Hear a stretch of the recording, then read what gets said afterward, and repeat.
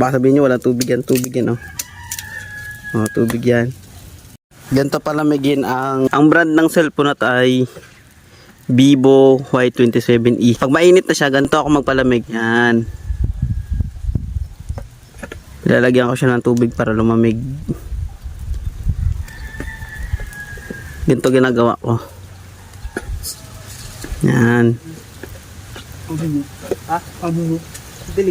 Ganito ginagawa ko para lumamig siya. Binabasa ko siya ng tubig.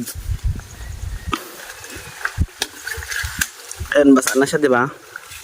Lalamig na yan siya. Ayun, basa na siya. Ayun. Baka sabihin nyo walang tubig yan. Tubig yan, oh. Oh, tubig yan. Ganyan ang ginagawa ko para lumamig yung cellphone. Tapos, punasan siya ng damit para malinis na siya. Kasi madali siyang uminit. Tapos, naglalag na yung video niya. Una, nagbibideo ka. Tapos, sobrang tagal mo ka mag-video, uminit na yung cellphone mo. Nagiging robot na yung mga tao na binibidyohan mo. Yung galaw niya, hindi na maganda. Late na.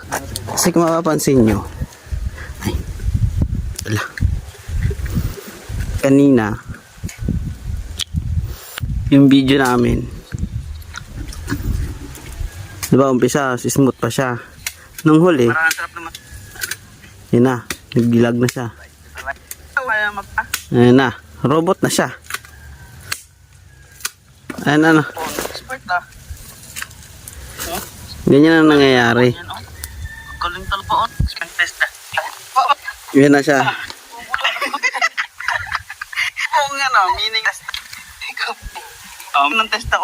Ganun na yung nangyari pag uminit na yung cellphone. Hindi naman naka-forward yan, oh. Naka 0. Ayun, naka 1.0 naman yan, eh. Hindi naman naka-forward yan, eh. Tapos ganyan ang nangyari sa kanya, oh. Tingnan mo, parang lag na siya. Papalakayin natin yung video, ha. Lag na. Ganyan pag uminit na yung